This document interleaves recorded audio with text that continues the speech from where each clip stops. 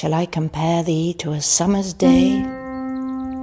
Thou art more lovely and more temperate. Rough winds do shake the darling buds of May, and summer's lease hath all too short a date. Sometime too hot the eye of heaven shines, and often is his gold complexion dimmed, and every fair from fair sometime declines, by chance or nature's changing course untrimmed. But thy eternal summer shall not fade, nor lose possession of that fair thou owest, nor shall death boast thou wanderest in his shade, when in eternal lines to time thou growest.